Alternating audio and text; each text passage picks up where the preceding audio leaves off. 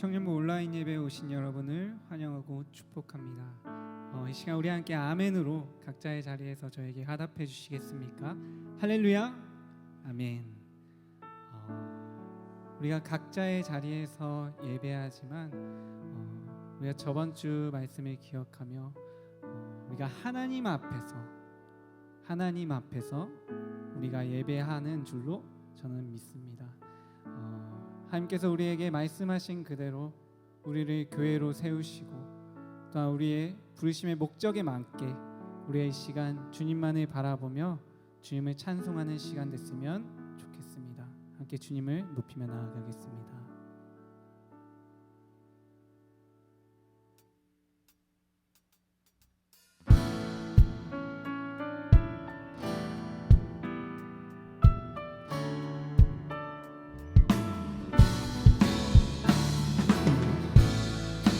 우리를 교회로 부르시고 주님을 찬송하게 만드시는 우리가 주님을 찬송하며 나아갑니다.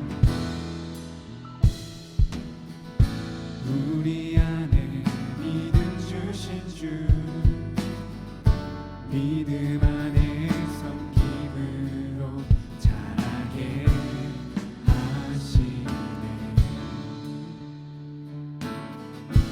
우리 몸의 머리 되신 주, 서로 다른 모습 안에 주 영광 임하시네. 우리는 주의 교회, 우리는 주의 교회, 주의 사랑 함께 하시네. 연약한 우리들을 주의 길로 인도해.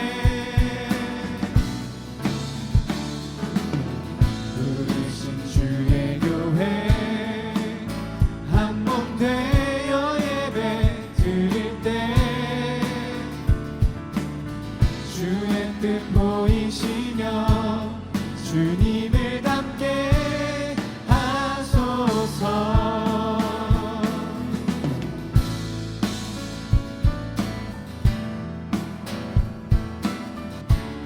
우리 안에 믿음 주신 주,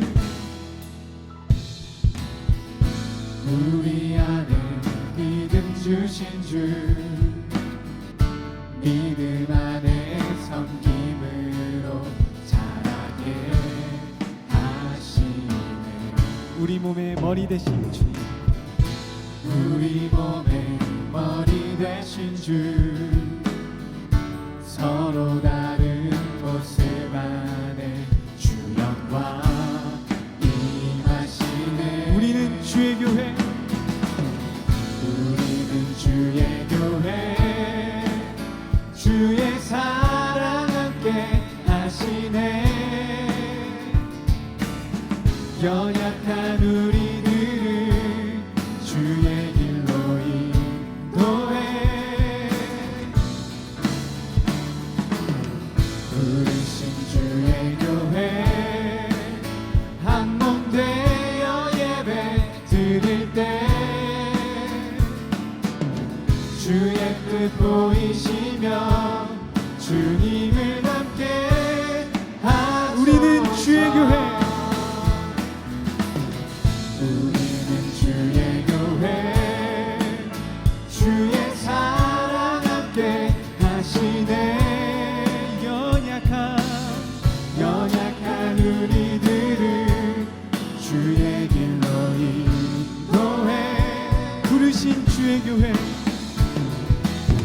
부르신 주의 교회, 우리를 한 몸 되게 하실 것을 믿습니다. 드릴 때 아멘.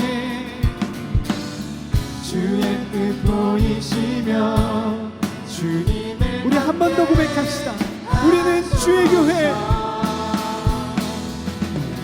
우리는 주의 교회, 주의 사랑 함께 하시네. 연약한 우리들을 주의 길로 인도해.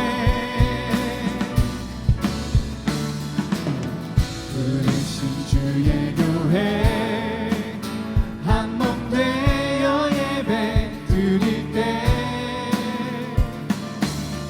주의 뜻 보이시며 주님을 닮게 하소서.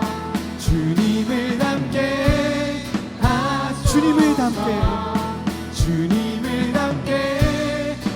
하소서. 우리를 교회로 부르시고 우리를 화목케 하신 주님을 찬송합니다. 아멘.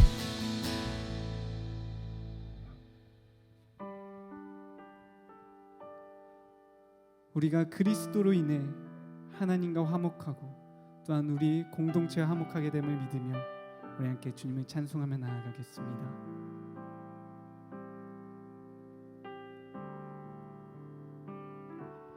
우리 보좌 앞에 모였네. 함께 주를 찬양하며 하나님의 사랑 그 아들 주셨네. 그의 피로 우린 구원받았네. 십자가에서 쏟으신 그 사랑 강같이 온 땅에 흘러 각 나라와 족속 백성 방언에서 구원받고 주 경배드리네.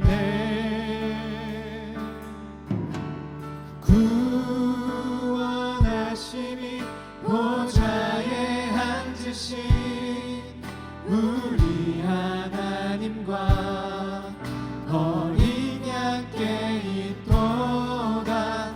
구원하심이 보좌에 앉으신 우리 하나님과 어린 양께 있도다. 우리 보좌 앞에 모였네. 우리 보좌 앞에 모였네. 함께 주를 찬양하며 하나님의 사랑 그 아들 주셨네. 그의 피로 우린 구원받았네. 십자가에서 쏟으신 그 사랑 강같이 온 땅에 흘러 각 나라와 족속 백성 방언에서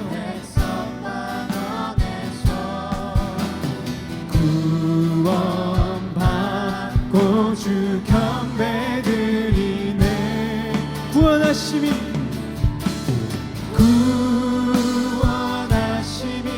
보좌에 앉으신 우리 하나님과 어린 양께 있도다. 구원하심이 보좌에 앉으신 우리 하나님과 어린 양께 있도다. 구원하심이 보좌에 앉으신 구원하심이 보좌에 앉으신 우리 하나님과 어린 양께 있도다. 구원하심이 보좌에 앉으신 우리의 유일한 구원의 이름이 되신 주님, 우리가 그분께 목소리 높여 고백하며 나아갑시다. 구원하심이 보좌에 앉으신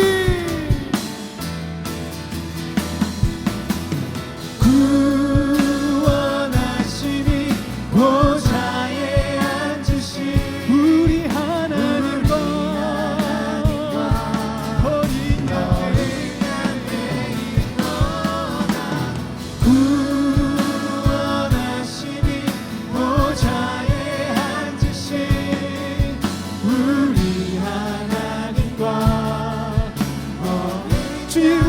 고통을 받아 주시옵소서.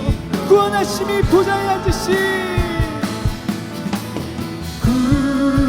구원하심이 보좌에 앉으신 우리 하나님과 어린 양께 있도다.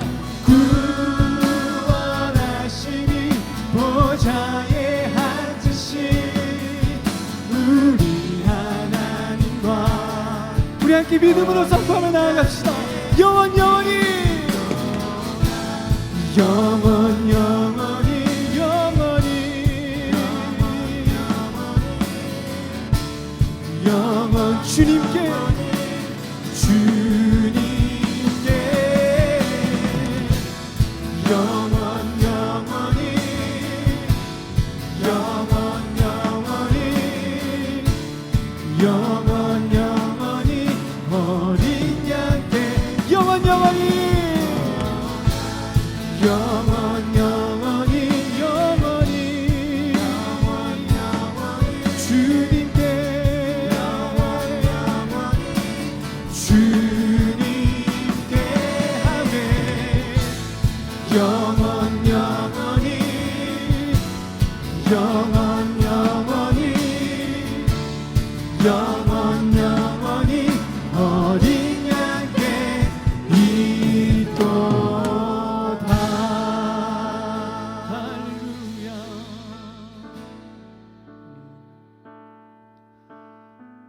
하나님은 영이시니 예배하는 자가 영과 진리로 예배할지니라. 사랑하는 형제자매 여러분, 하나님께서 기뻐하시는 예배는 상한 마음과 통회하는 심령이라고 하였습니다. 이 시간 각자의 자리에서 기도하실 때 우리 삶의 한 주간의 잘못들과 오늘의 예배와 선포될 말씀을 위해 합심으로 기도하며 나아가도록 하겠습니다. 함께 기도하시겠습니다. 오늘도 여전히 우리 예배 가운데 함께 하시는 주님, 우리가 그분께 오직 그분께 소망을 두며 우리의 마음이 오직 그리스도 예수를 향할 수 있는 시간 되게 인도하여 주시옵소서. 우리의 예배하는 자리 가운데 우리를 방해하는 모든 것들을 떠나가게 하여 주시옵소서. 우리를 구원하신 그 은혜에 감격하여 어떠한 자리가 되었든 그곳에서 주님만이 예배할 수 있도록 주님 시간 인도하여 주시옵소서. 주님 시간 우리에게 함께 하신 주님 예배 가운데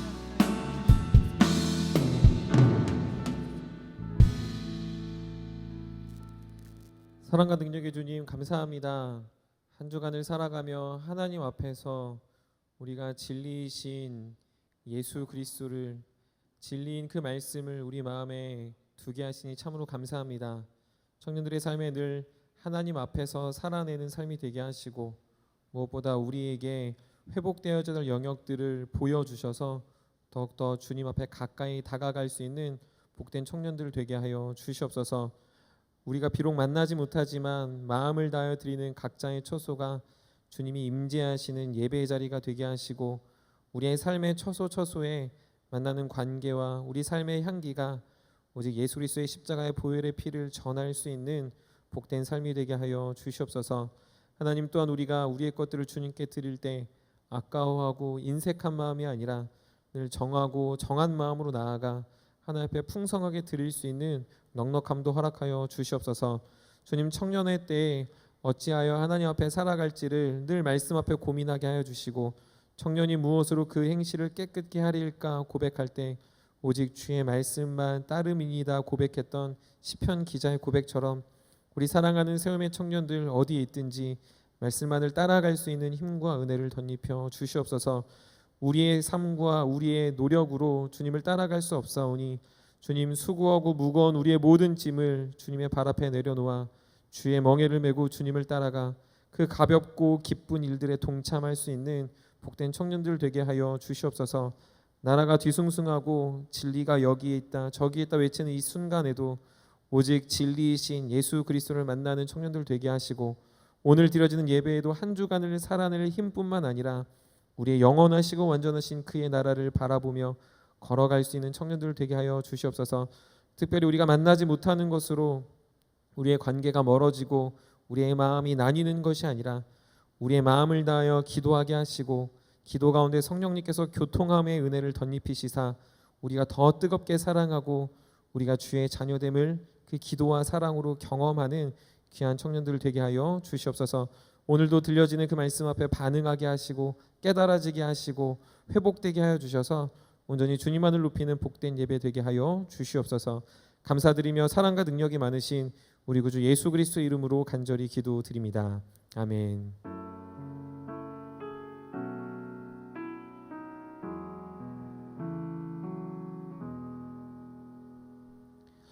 네, 오늘도 광고 말씀 먼저 드리도록 하겠습니다. 지난주에 이어서 오늘도 역시 예배에 관련해서 우리 2주차 우리 수련회가 진행됩니다.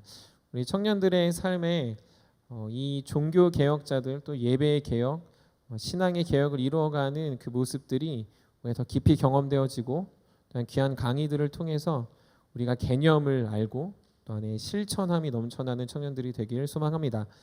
지난주에 광고했다시피 우리가 그래도 세움 프로젝트라고 해서 3가지의 코스로 우리가 제자 훈련을 진행하려고 합니다. 오늘까지 신청이고 또한 구글 폼에 작성해 주시고 혹시 그 사이트가 잘 모르겠다거나 아니면 아직 고민하고 있는 청년들이 있으면 저나 센터장들한테 문의해 주셔서 우리가 함께 하나님의 말씀을 배워갈 수 있는 귀한 시간들이 됐으면 좋겠습니다. 또한 우리가 클릭 기독교 강요라고 한 주 시작했습니다. 그런데 우리 청년들 중에서 한 주가 늦었지만 그래도 함께 동참하고 싶어하는 청년들이 있을 줄 압니다.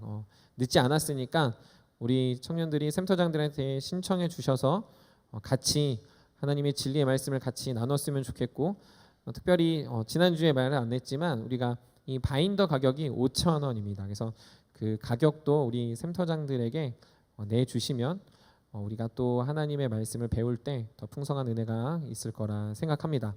이상 광고를 마치도록 하겠고요. 오늘도 동일하게 우리에게 귀한 말씀을 주실 김효섭 교수님 모실 텐데 오늘 먼저 우리가 나눌 하나님의 말씀을 우리 같이 읽어보도록 하겠습니다. 오늘 함께 나눌 말씀은 갈라디아서 2장 20절 말씀입니다. 갈라디아서 2장 20절 우리 화면을 보고 있는 청년들도 또 저와 함께 한 목소리로 한번 같이 읽어보도록 하겠습니다. 우리 읽겠습니다. 시작. 내가 그리스도와 함께 십자가에 못 박혔나니 그런즉 이제는 내가 사는 것이 아니요 오직 내 안에 그리스도께서 사시는 것이라. 이제 내가 육체 가운데 사는 것은 나를 사랑하사 나를 위하여 자기 자신을 버리신 하나님의 아들을 믿는 믿음 안에서 사는 것이라. 아멘. 네, 오늘도 역시 귀한 말씀을 전해주신 교수님 나오실 때 우리 화면으로 드리는 청년들 또한 준비하고 있는 우리 청년들 우리 박수로 교수님 모시도록 하겠습니다.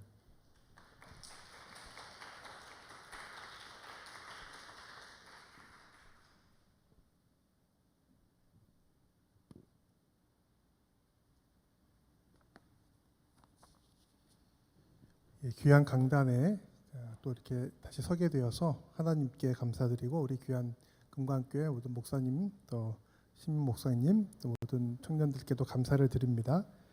지난번에 이어서 우리 종교개혁에 대해서 다시 좀 생각하면서 우리 같이 읽었던 말씀 갈라디아서의 말씀을 또 같이 듣고 깨닫고 또 순종하는 그런 은혜의 시간이 되기를 바랍니다. 지난 주에는 종교개혁이라는 것이 어떤 것인가에 대해서 좀 말씀을 드렸습니다. 오늘은 2가지 말씀드리려고 하는데 종교개혁의 과제에 대해서 말씀을 드리고 이 과제를 실천하는 데 있어서 어떠한 그 정신으로 했는지, 정신이란 말은 이 교회에 꼭 어울리는 말이 아닐 수도 있기 때문에 어떠한 신앙, 어떤 믿음 안에서 했는지 살펴보면 좋겠습니다.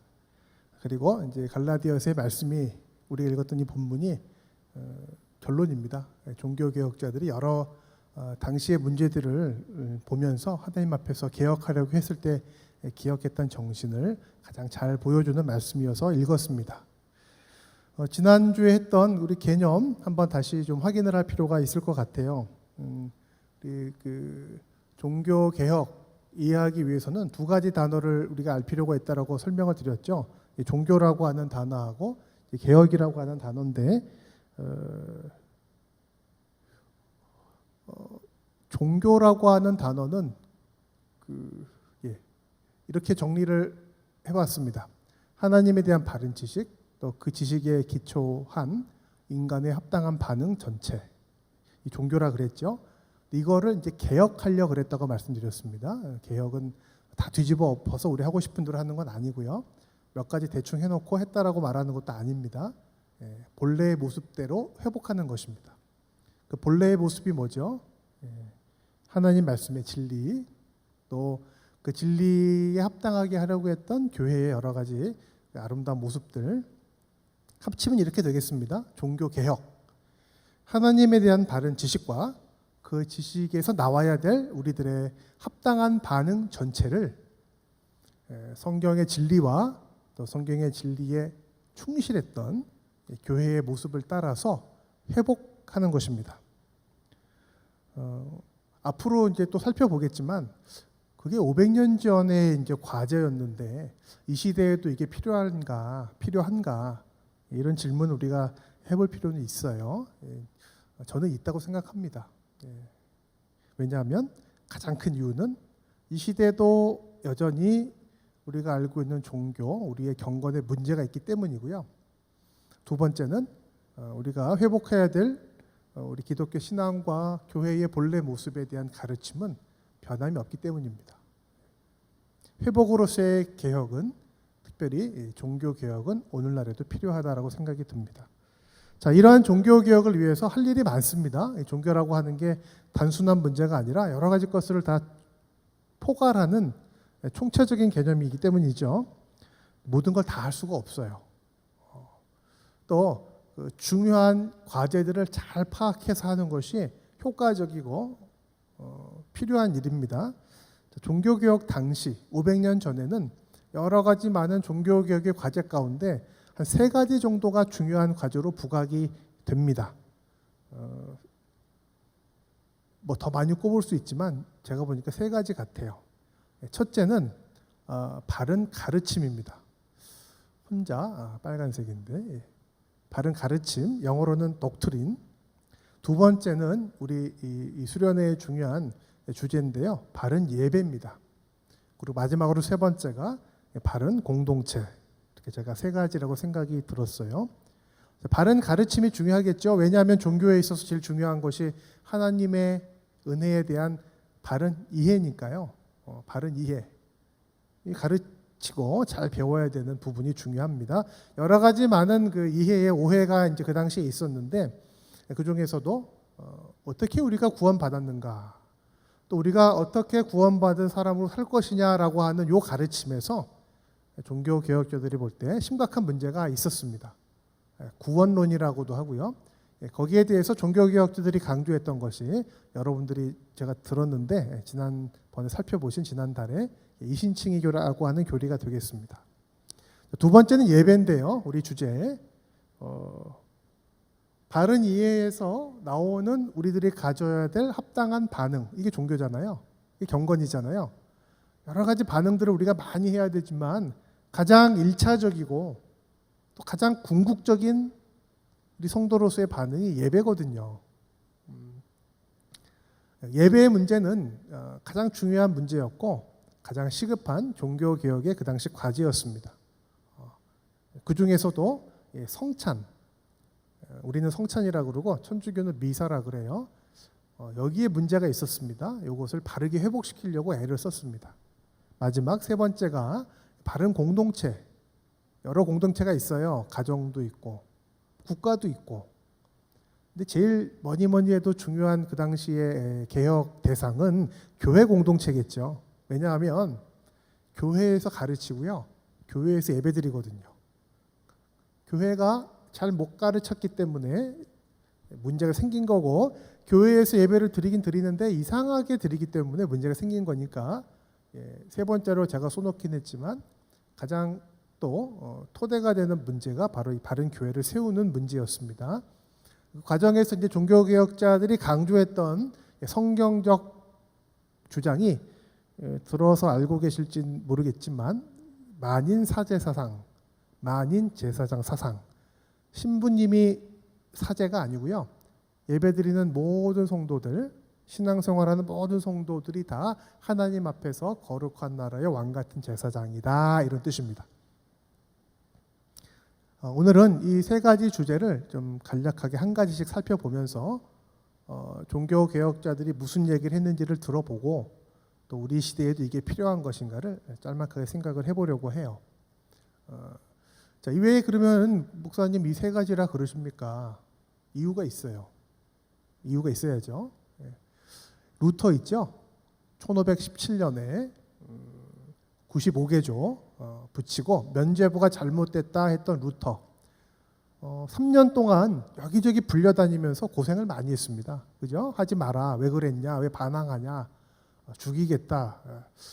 다니면서 이제 자기가 했던 이야기가 뭔지를 이렇게 설명하고 다니다가 3년 뒤에 안 되겠구나. 루터가 책을 쓰게 됩니다. 1520년, 지금으로부터 정확하게 이제 500년 전이죠. 한 해에 책이 3권이 발표가 됩니다. 되게 두껍거나 그러진 않아요. 루터가 볼 때 지난 3년 동안 종교개혁을 하려고 그럽니다라고 얘기하고 다녔는데 그 내용을 요점 정리해서 가장 중요한 과제가 무엇인지를 설명하는 책이 나오는 것입니다. 첫 번째, 순서는 반대예요. 출판된 순서는 반대인데 하여간 그리스도인의 자유라는 제목의 책입니다. 갈라디아서 루터가 학교에서 강의했던 그 강의를 책으로 쓴 거예요. 여기서 뭘 다루냐 하면 오늘 우리가 읽었던 갈라디아서 2장 20절 말씀을 중심으로 교리 문제를 다룹니다. 가르침의 문제를 다룹니다. 이신칭의를 설명합니다. 두 번째 이제 쓰는 책이 교회의 바벨론 포로, 제목이 의미심장하죠. 교회가 바벨론의 포로로 잡혀갔다 이겁니다. 여기서 다루는 이야기가 바른 예배에 대한 것입니다. 예배를 말씀의 진리에 따라서 드려야 되는데 이 교회가 그 당시 로마 카톨릭이 이상하게 만들어서 성도들과 교회를 쇠사슬로 이렇게 묶듯이 포로로 잡아놓았다. 그렇게 하면 안 되고 바른 예배는 이런 것이다라고 설명하는 책입니다. 그리고 마지막 책이 독일 사람이잖아요. 독일 귀족들에게 고합니다. 이런 책을 썼습니다. 이런 문제가 있는데 우리 독일에 있는 신앙인들이 특별히 이제 힘을 가진 귀족들이 교회를 바르게 세워주세요. 교황말 꼭 들을 필요가 없습니다. 우리는 다 하나님 앞에서 제사장으로 부름받았기 때문입니다. 뭐 이런 내용입니다. 교회 제도의 개혁의 부분을 다루는 책인데 루터가 모든 건 아니지만 종교개혁 초기에 여기저기서 공격이 있고 질문이 있을 때 같은 해에 책을 3개를 쓴 것으로 보아서 이 3가지가 중요한 과제 내지는 주제라고 볼 수가 있겠죠. 그래서 제가 이 3가지 과제가 그 당시에 중요했다 이렇게 선택을 하고 정리를 해보았습니다. 한 가지씩 살펴보겠습니다. 첫 번째 교리입니다. 바른 가르침. 이거 얼마나 중요한지 모릅니다. 첫째 주에 그래서 개념에 대해서 얘기했죠. 바르게 이해하고 거기서 실천이 나올 때 그게 바른 실천인 겁니다. 어떻게 하다 보니까 어떻게 맞았네? 그것도 귀한 일이지만 별 의미는 없습니다. 지난주에 야고보서 말씀드렸죠. 고아와 과부를 돌보고 세속에 물들지 않았는데 왜 그랬냐고 물었더니 그냥 하다 보니 그렇게 됐어요. 이렇게 길 가다가 그냥 돈을 흘렸어요. 뭐 이런 거 돈을 흘렸는데 주워 가신 분이 고아와 과부였더라. 좋은 일인데 나에겐 유익이 없습니다. 바른 이해, 바른 개념에서 바른 실천이 나오는 것을 참된 경건이라고 합니다. 문제는 뭐냐면 그 당시에 뭐 삼위일체 교리, 예수님이 누구신가 뭐 이런 교리에는 물론 문제가 있지만 시급한 그런 오류는 없었어요. 제일 큰 문제가 이 구원 문제였습니다. 어떻게 구원받았느냐. 이미 다 들으셨기 때문에 길게 말은 안 하겠지만 천주교의 그 당시 교리 사실 지금도 별로 다르지 않아요. 믿음으로 구원을 받습니다. 천주교도요. 아시겠죠? 네. 그런데 예수님을 믿음으로 구원을 받았는데 끝이 안 난 거예요. 뭐가 남은 것입니다. 뭐가 남죠? 죄가 남았어요. 여러분들 예수님 다 믿으시잖아요. 예수님 믿고 나서 성도가 됐죠. 거룩한 사람이 되었습니다. 그랬더니 죄가 안 지어지죠. 나 죄 막 짓고 싶은데 내가 성도가 돼서 하나님을 믿으니까 내 안에 성령이 거하시니까 죄가 막 짓고 싶은데 안 지어지죠. 지금 이제 방송 들으시면서 뒤로 확 가고 싶은데 안 가지지요. 성도시니까 예배 중간에 건너뛰는 건 죄인지 모르겠지만 좋은 건 아니잖아요. 막 죄를 짓고 싶은데 안 지어지는 그런 어떠한 거짓말 막 하고 싶으면 입이 막 돌아가고 아니죠. 막 미운 마음이 들고 싶으면 멀미가 나고 기절하고 이러지 않잖아요. 죄 다 짓죠. 죄를 안 짓는다 그러면 그게 큰 죄입니다. 나는 성도니까 죄를 안 짓습니다. 그거야말로 큰 죄입니다. 요한 1세 보면 그 죄라 그랬어요. 왜 죄를 짓죠? 이게 문제입니다. 그리고 그 죄 지은 거 어떻게 해결하죠? 이게 문제입니다. 사실 이게 문제예요. 예수님 안 믿는 사람들은 이런 고민 안 합니다. 왜? 죄가 죄인지를 모르니까. 여기서 말하는 죄는 사회법상 죄가 아니라 하나님 말씀에 비춰볼 때 죄 짓습니다. 어떡할 거예요? 천국 갈 수 있어요? 몰라 가겠지. 루터가 이 고민 많이 했습니다. 아무리 생각해도 자기는 천국 못 가겠는 거예요. 자기 친구가 사실인지 아닌지는 모르지만 벼락에 맞아 죽었대요. 내가 왜 안 죽고 그 친구가 죽었는지 모르겠는데 내가 죽었으면 나는 천국에 가 있을까? 자신이 없는 거예요. 정직한 사람입니다. 그래서 선택한 게 뭐냐면 다 포기하고 그 수도사가 된 거예요. 수도사. 날마다 기도하고 회개했습니다. 회개하면은 용서받는다 그랬거든요. 천주교에서. 회개해야 용서를 받는데 회개한 분량만큼 자기가 지은 죄가 없어지는 거예요. 거짓말을 2번 했으면 그 거짓말에 대해서 용서해달라고 10번씩 20번 기도해야 되고 이런 식이죠. 날마다 하다가 참회 기도 용서해달라고 기도하다 이런 마음이 들었어요. 아 지겹다. 지겹다는 마음 드는 거 죄잖아요. 그래서 지겨운 마음이 들었던 죄에 대해서 또 회개를 막 했습니다. 거의 강박관념의 집착증. 루터가 그런 사람이었어요. 그러다가 바로 우리가 읽었던 이 갈라디아서에서 답을 찾습니다. 로마서에서 답을 찾습니다. 그게 뭐냐면 내가 성도가 되고 내가 거룩하고 의로워진 거는 내가 죄 안 짓고 회개를 많이 해서 내가 지은 죄를 다 없앴기 때문이 아니고 하나님이 용서해 주셨기 때문이구나. 별거 아닌 것 같지만 중요한 것입니다. 하나님이 용서해 주셨기 때문에 내가 성도가 되고 용서받은 사람이 된 거지 내가 의로워져서 아니면 내가 죄를 짓거나 지은 죄를 해결해서가 아니구나 깨닫게 됩니다. 이게 이신칭의 교리예요. 어렵지 않습니다. 그래서 쓴 책이 그리스도인의 자유입니다. 요약하면 그렇습니다. 로마 카톨릭은요 예수님 믿고 그리스도인 된다라고 얘기했어요. 믿음을 얘기하지만 남아있는 죄를 처리하려면 뭐 해야 돼요. 뭘 해야 되느냐? 교회에서 시킨 일들을 해야 됩니다. 아무 일을 한다고 다 되는 건 아니고 교회에서 인정하고 시킨 구원에 도움되는 선행을 하면 이게 플러스가 돼서 내가 지은 죄 마이너스하고 이렇게 계산해가지고 해결이 되는 거예요. 마지막에 이제 인생을 결산합니다. 천국 문 앞에서 결산하잖아요. 그래서 내가 지었던 죄 마이너스하고 회개하고 교회에서 시킨 일을 잘했던 선행 플러스를 합산을 해가지고 최소한 제로가 돼야 천국에 가요. 제로가 안 되면 어떡해요? 천국에 못 가요. 그럼 어디 가? 지옥 가나? 지옥은 안 가요. 예수님 믿었기 때문에 지옥은 안 갑니다. 그래서 필요한 게 연옥입니다. 연옥 가서 마무리해야 돼요. 연옥 가면 힘들어요. 불로 막 지지거든요. 지옥은 아닌데 불로 지지는 데입니다. 연옥에 가기 싫어서 아니면 연옥에 가 있는 사람들을 도와주기 위해서 사는 게 면죄부였습니다. 근데 어떤 사람들은 플러스 마이너스 해가지고 플러스가 많은 사람들도 있겠죠. 죄도 지었는데 선행을 너무 많이 한 거야. 이 사람들은 어떻게? 이 사람들은 계산을 좀 교회에서 잘 해가지고요. 플러스가 많은 분들은 성자가 되십니다. 성인이 되세요. 최근에 성인 되신 분이 우리 테레사 수녀 요한 바오로 2세 이 교황이 최근에 교회에서 계산을 막 해봤더니 선행이 너무 많아가지고 성자가 되셨습니다. 성자 되기 제일 좋은 길은 순교하면 됩니다. 순교는 너무나 이 플러스가 크기 때문에 되게 성자가 됩니다. 그래서 우리나라에도 성자가 100명쯤 있습니다. 조선시대 때 순교하신 신주교 신자들. 자, 여러분 성자가 되시겠어요? 연옥 가서 불로 지시겠어요? 천주교는 이게 구원론입니다. 아직 끝난 게 아니에요. 끝날 때까지 끝난 게 아닙니다. 죽은 다음에도 뭐가 진행됩니다. 잘 해가지고 성자가 되어서 내 이름으로 기도할 수 있어요. 성자가 되면 테레사의 이름으로 요한 바오로 2세의 이름으로 기도하면 그게 내 이름으로 기도하는 분들에게 플러스가 돼요. 도움도 준다고.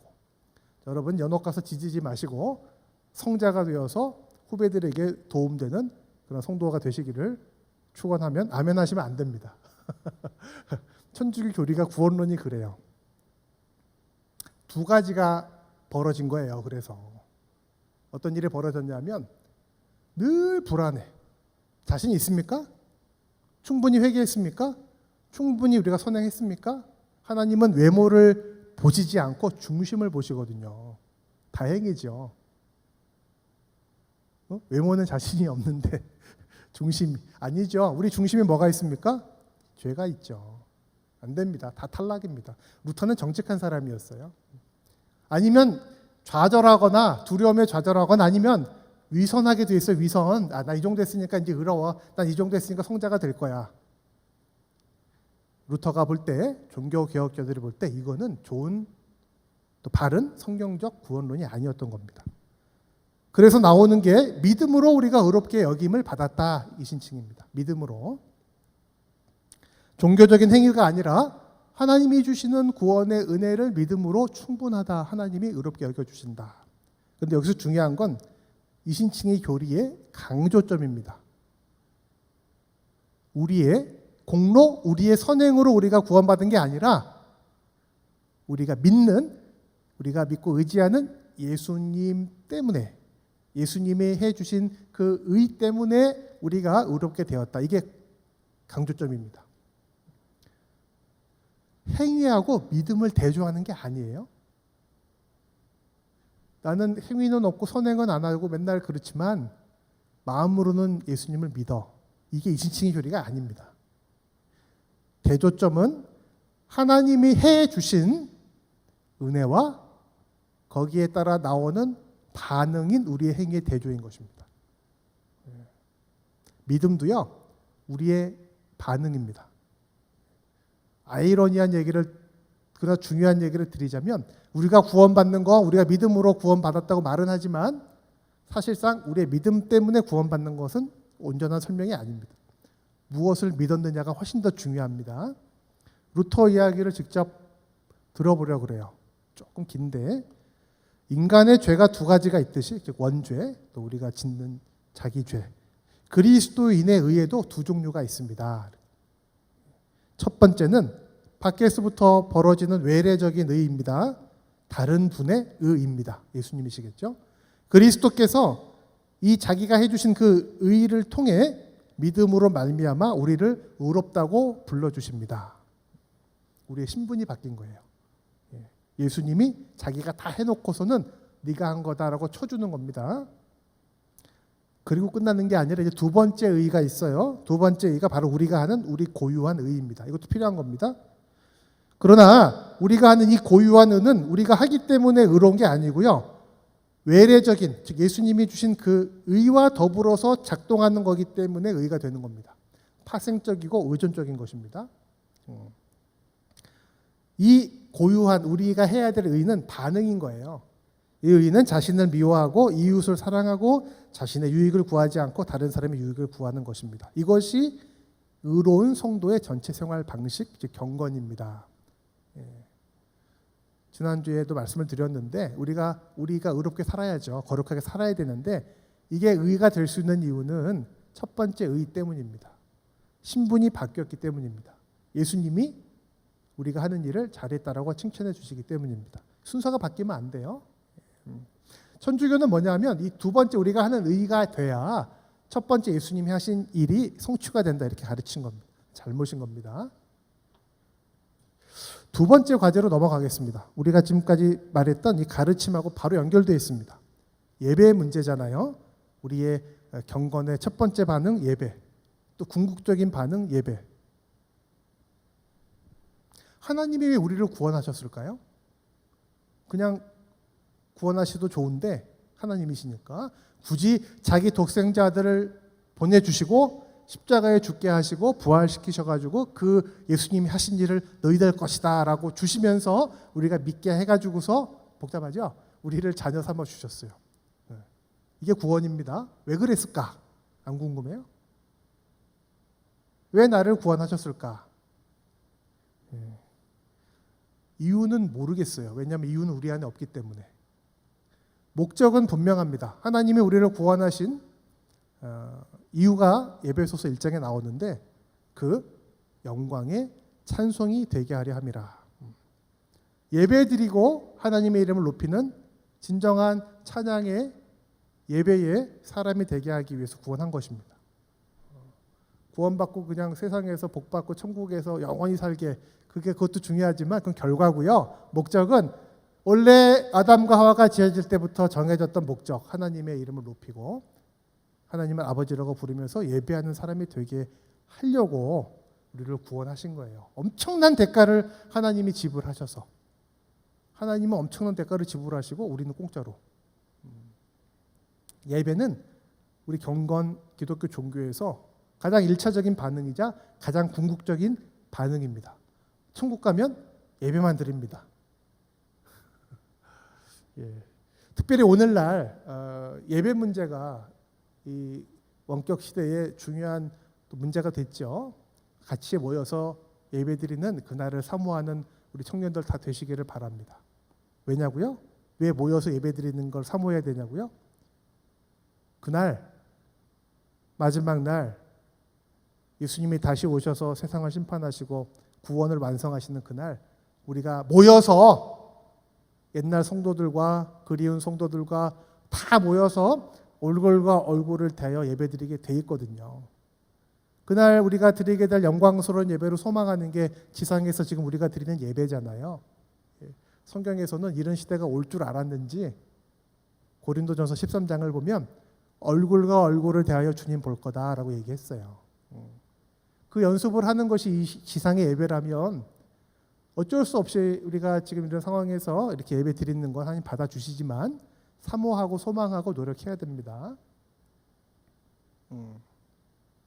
천주교는 그렇게 말 안 했어요. 아까 얘기했죠. 우리가 구원받았지만 남아있는 죄를 해결을 해야 되는데 해결하기 위해서 막 자기 혼자 한다고 되는 거 아니고요. 교회에서 잘했다라고 도장 꽝 찍어줘야 돼요. 피카소 화가가 종이를 딱 오려가지고 거기다가 신사임당을 그렸어요. 얼마짜리죠? 그럼 그 그림은? 수십억 할 거예요. 피카소가 그렸으니까. 수십억짜리 되는 그 피카소의 그림을 가지고 가서 편의점에 가가지고 5만 원어치 주세요. 그러면 어떻게 되죠? 위조지폐 범이 됩니다. 액면가하고 실질가. 실질가는 엄청난데 액면가는 뭐예요? 돈이 아니죠. 왜요? 거기에는 한국은행장에 도장이 찍혀있지 않기 때문입니다. 돈이 아닌 거죠. 마찬가지로 우리가 막 이렇게 선행을 하고 착한 일을 하고 그래도 이거 내 죄가 용서받고 천국 갈 수 있는 티켓입니다라고 말을 못하게 되는 거예요. 왜? 거기는 로마 카톨릭 교회의 도장이 찍혀있지 않기 때문에 그렇습니다. 테레사 수녀도 인도에 가서 봉사하셨고요. 그보다 앞서서 슈바이처 박사도 아프리카에 가서 봉사하셨어요. 두 분 다 노벨상을 받았습니다. 비슷한 일을 하셨죠. 테레사 수녀는 천주교 입장에서 볼 때는 성자가 되셨고요.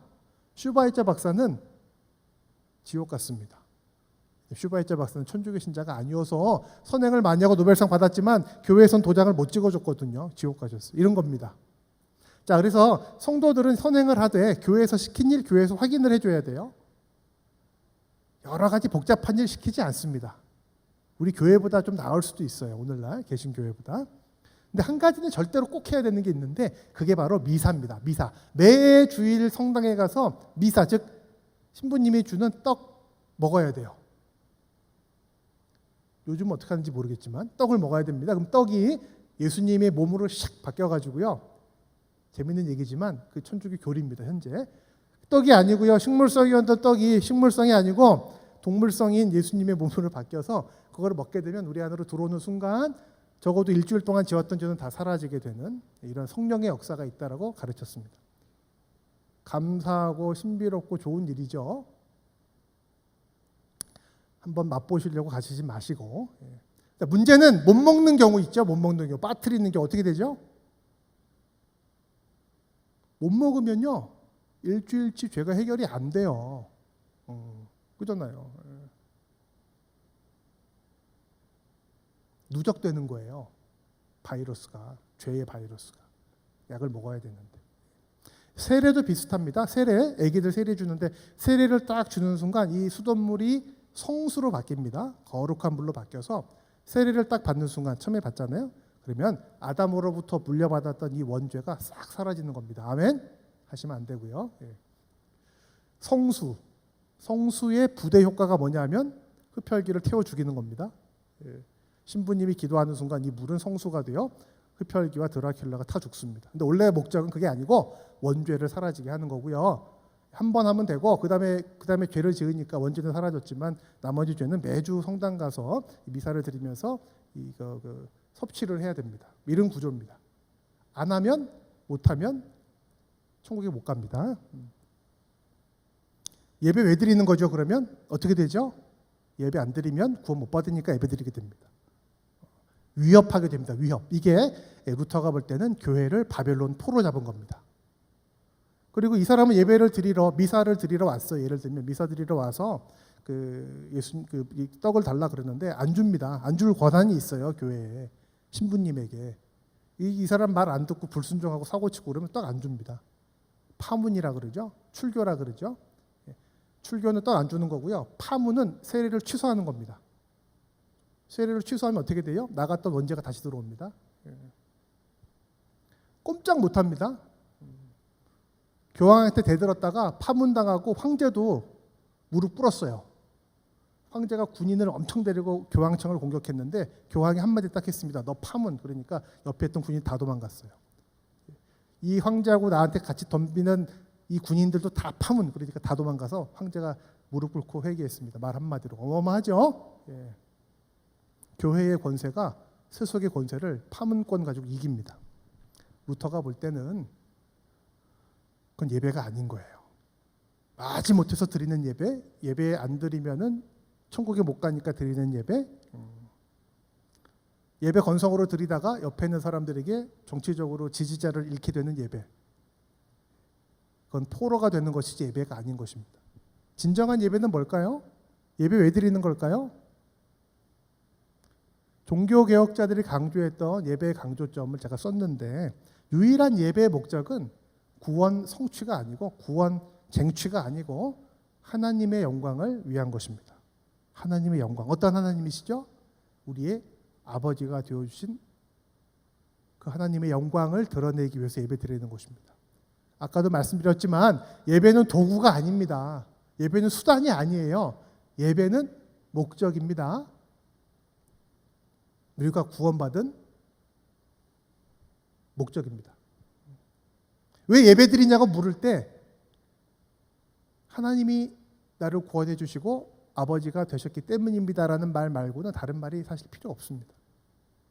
근데 많은 후보들이 있어요. 왜 예배 드리냐 물었을 때 우리가 쉽게 말하는 여러 가지 후보들이 있습니다.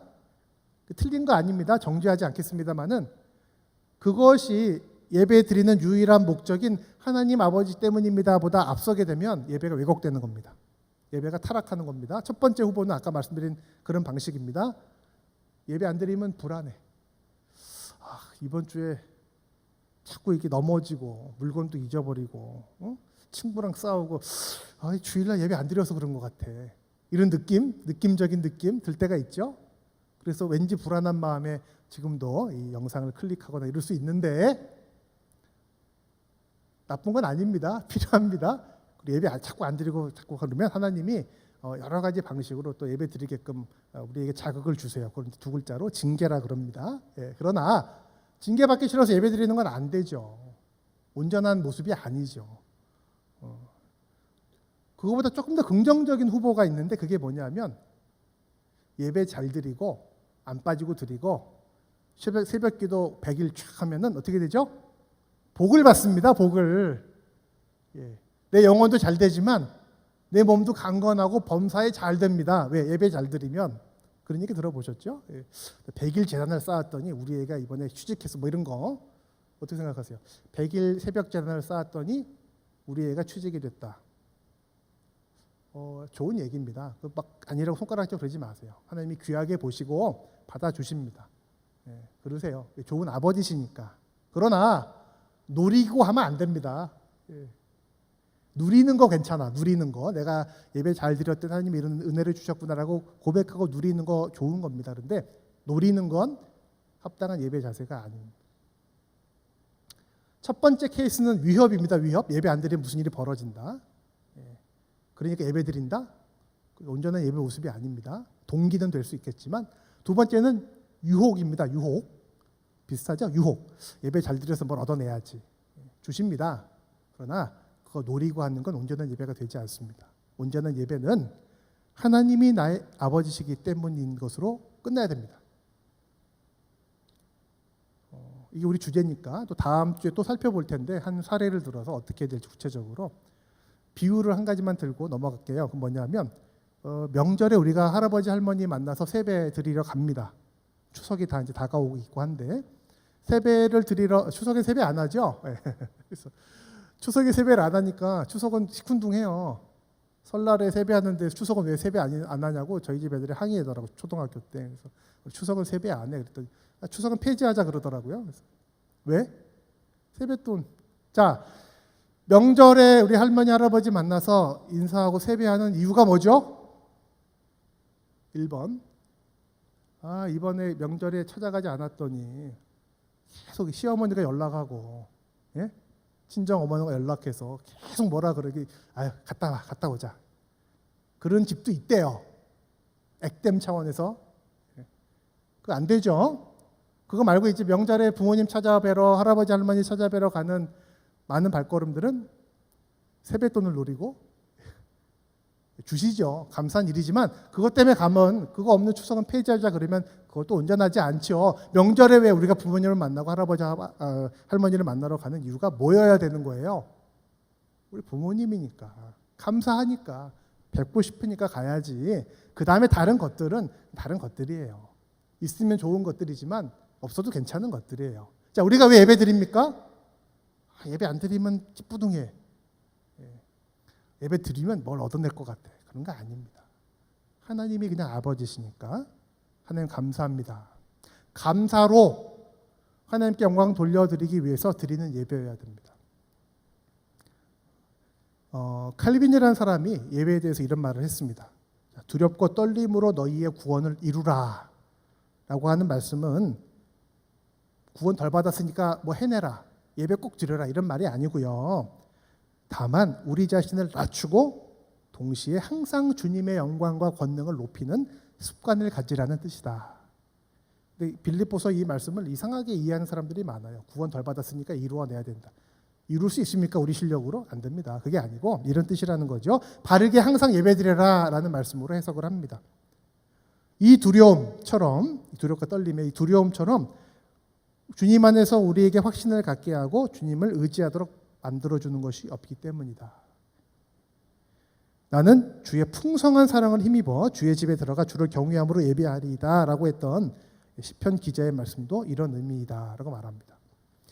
너희 구원을 이루라는 말은 내가 구원 덜 받은 것 같아 막 두렵고 떨리는 마음으로 그렇게 하라는 게 아니고 억지로 예배 드리는 게 아니고 하나님 감사합니다. 경외라고 하는 단어가 좋습니다. 세 번째 과제 넘어갑니다. 바로 공동체입니다. 여러 공동체가 많이 있는데요. 교회가 중요합니다. 이미 말씀드린 것처럼 가르치고 예배드리기 위해서 이 지상에 예수님이 만드신 공동체가 교회입니다. 물론 가정도 그 역할을 하지만 교회입니다. 문제는 교회가 그 당시에 문제가 있었던 거예요. 이미 말씀드렸습니다. 잘못 가르치고요. 덜 됐다고. 잘못 예배드리게 했습니다. 예배 안 드리면 벌 받는다 이런 식으로. 왜 그랬을까요? 그 당시 로마 천주교 왜 그랬을까요? 교회 때문에 그렇게 한 겁니다. 로마 카톨릭 본인들의 제도를 유지하기 위해서 그렇게 한 겁니다. 그죠? 사람들 끌어다 앉히고 특별히 힘 있는 왕들, 황제들 포로로 삼아가지고 자기들이 원하는 거 얻어내기 위해서 아예 대놓고 우리가 죄 용서해 줄 수 있어. 우리가 연옥가 있는 사람 구해 줄 수 있어. 그리고 아예 그냥 면벌부를 팔았어요. 왜 팔았죠? 아니 불쌍하고 어려운 사람들에게 좀 싸게 팔아서 연옥에서 구원해 줘야지. 이런 선한 취지로 한 게 아니고요. 로마에다가 교회당 크게 지으려고 한 거예요. 그리고 크게 지어놓고 그림은 멋지게 그려놨다 보여드렸다 지난주에. 그거 아니라는 겁니다.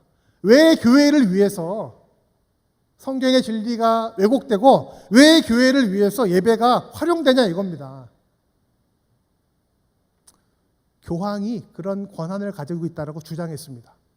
베드로가 예수님에게 열쇠를 받았는데 그 열쇠가 뭐냐? 땅에서 매면 하늘에서도 매이고 땅에서 풀면 하늘에서도 풀린다 그랬거든요. 마태복음 16장에서 이 열쇠를 가지고, 그래서 교황청 마크가 열쇠예요. 열쇠. 열쇠를 가지고 구원을 줄 수도 있고 안 줄 수도 있고, 예수님의 의의를 줄 수도 있고 뺏을 수도 있고, 뺏는 게 파문이죠. 교황이 그 열쇠를 물려받았다 이겁니다. 종교개혁자들은 아니라고 말했습니다. 한 번도 우리 주님은 베드로가 됐든 누가 됐든 사람에게 교회의 주권, 구원의 주권을 맡기신 적이 없어요. 진짜? 예수님이 바로 그 마태복음 마지막 구절에서 이렇게 말씀하셨습니다. 우리가 아는 하늘과 땅의 모든 권세를 내게 주셨으니 너희는 내 증인되라 그러시면서 마지막 볼지어다, 이런 저런 일 가르치고 세례해주고 할 때 볼지어다, 마태복음 28장, 내가 세상 끝날까지 너희들과 항상 함께 있으리라. 위로가 되는 말씀이기도 하죠. 항상 하나님이 우리와 예수 그리스도께서 하늘에 올라가서 승천해서 하나님의 보좌 우편에 계시지만 영으로 항상 우리와 함께 계신 줄로 믿습니다. 격려가 되지만 다른 측면으로는 두려운 말씀입니다. 예수님이 다 맡기고 가신 게 아니라 그 왕은요, 달란트를 줘놓고 성경에 보면 갔어요. 1달란트, 2달란트 주고 갔죠. 우리 주님은 사실상 주고 가신 게 아니고 같이 계십니다. 우리와 항상 함께 계십니다. 두세 사람만 내 이름으로 모이면 그곳에 계신다 그랬습니다. 감사하고 격려가 되는 말씀이면서도 동시에 두려운 말씀입니다. 함부로 하면 안 된다는 뜻입니다. 내 마음대로 할 수 없다는 것입니다. 나한테 뭘 맡겼으니까 내 마음대로 하겠다, 구원을 주느니 마느니 못합니다. 우리가 구원 주는 거 아니잖아요. 예수 그리스도의 주권이 교회 개혁의 기준입니다. 지금도 살아서 이곳에 계시며 말씀하시며 통치하시는, 그러나 영으로, 그래서 그분을 얼굴과 얼굴을 대하여 볼 날을 사모하고 있는 그분이 지금도 이곳에 계심을 믿고 인정하기 때문에 교회는 똑바로 해야 되는 것입니다. 그분이 말한 대로 가르치고 그분이 원하신 대로 예배 드려야 되는 것입니다. 우리가 나중에 이제 살펴보려고 하는 존 낙스라고 하는 분이 주도한 스코틀랜드 신앙 고백은 이렇게 교회에 대해서 고백을 합니다. 우리는 한 하나님이신 성부, 성자, 성령을 믿고 그 믿음으로 하나의 교회가 처음부터 있었고 지금도 있고 세상 끝날까지 있을 것이라고 믿는다. 어떤 핍박이 있고 어려움이 있더라도 교회는 있을 것이다. 왜요? 하나님이 주인이시니까요. 그리스도의 몸이기 때문이죠. 예수님이 신랑이시고 교회는 신부이기 때문입니다. 우리 찬양도 같이 불렀는데 교회의 유일한 머리이신 그리스도 예수를 믿는 믿음으로 교회는 하나님을 올바르게 예배하며 붙잡는 것입니다. 건물이 아닙니다. 조직이 아닙니다. 교회는 예배하는 곳입니다. 근데 왜 예배드리냐 물었을 때 예수 그리스도를 믿는 믿음으로 예배 드리는 곳이 교회인 것입니다. 교회는 보편적인 것입니다. 전 세계에 있는 것입니다. 왜냐하면 여러 시대, 여러 지역, 여러 언어를 쓰는 사람들이 있지만 하나님이 택하시고 부른 사람들이 교회이기 때문입니다. 한 가지 복수형입니다. 복수형. 내가 교회다, 이건 성경적인 건 아니에요. 교회는 두세 사람이 적어도 있는 곳입니다. 내가 교회다 이렇게 얘기하는 경우는 있는데 거룩한 성전인 건 맞아요. 거룩한 성전인 건 맞지만 교회가 되기 위해서는 삼각관계 형성이 돼야 돼요. 예수님, 머리이신 예수님, 그리고 예배드리는 나와 함께 예배드리는 너. 주님 우리를 부르실 때 한 사람 한 사람 구원하시지만 공동체 안으로 부르십니다. 그 이야기는 나중에 또 하겠습니다. 개혁의 정신. 자, 세 가지 과제를 중요한 문제로 그 당시에 문제 삼았습니다. 가르침이 잘못됐어요. 예배가 틀렸어요. 그리고 그것을 가르치고 예배드리는 교회가 교회 자체를 위해서 왜곡시킨 거였습니다.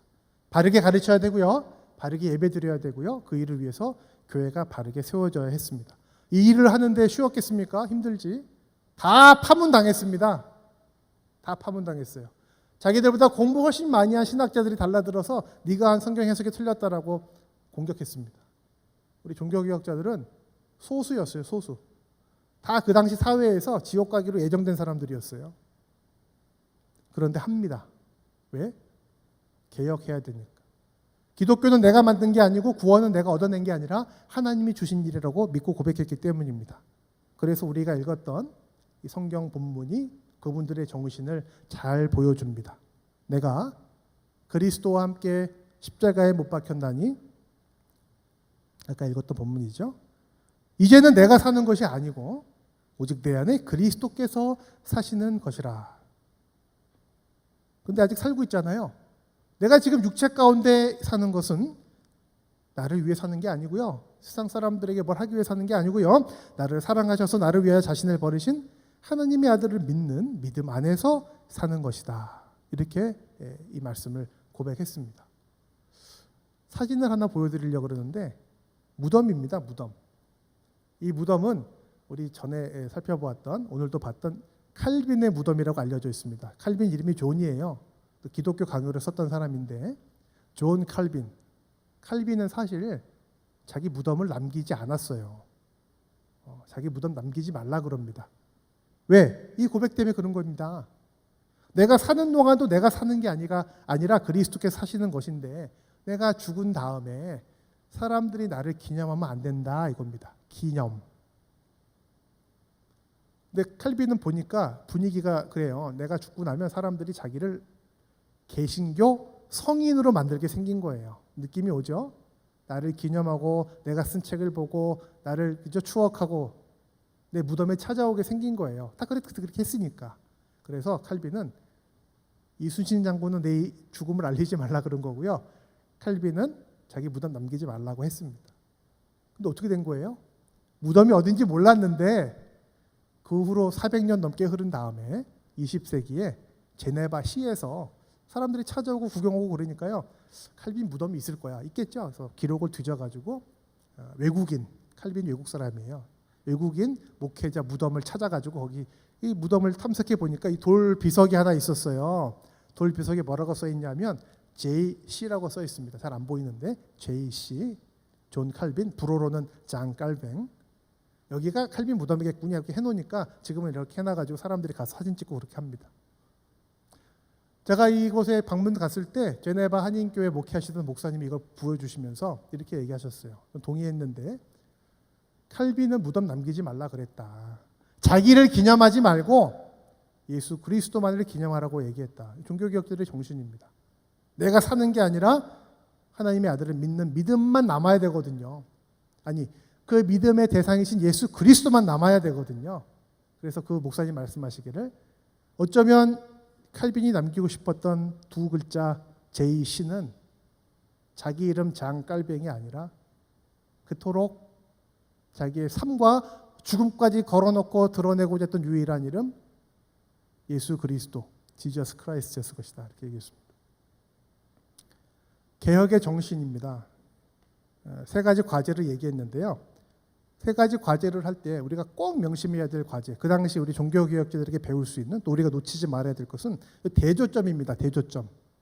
옳고 그르고 중요한데 그건 과제고요.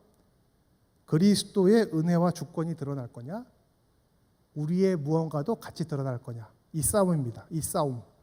네. 예수님 99% 드러나시고 우리도 한 1% 끼입시다. 그 1%가 종교를 왜곡시키는 겁니다. 그 1%를 원하는 마음이 교회를 타락시키는 거예요. 예수님 이야기 안 하는 경우가 없었어요. 은혜를 말하지 않는 그런 교리가 없어요. 믿음을 강조하지 않는 구원론도 없습니다. 그러나 중간에 뭐가 들어가잖아요. 덜 됐다고. 우리도 좀 하자고. 우리한테 열쇠가 주어졌다고. 하나님의 은혜만 드러나야 됩니다. 소위 이제 솔루스 이런 말이 종교개혁자들이 강조되는 이유입니다. 사랑하는 우리 청년 여러분, 이번 그 수련회 기간 내내 말씀을 드릴 텐데 종교개혁자들의 과제는 우리 시대에도 유효하다고 저는 생각합니다. 가르침, 예배, 우리의 공동체. 그러나 이제 문제의 현실과 방향성과 방법은 좀 다를 수 있겠죠. 정신은 그때나 지금이나 동일해야 된다고 생각합니다. 왜냐하면 이 정신이라고 하는 것은 종교개혁자들의 가르침이 아니고 성경의 진리이기 때문입니다.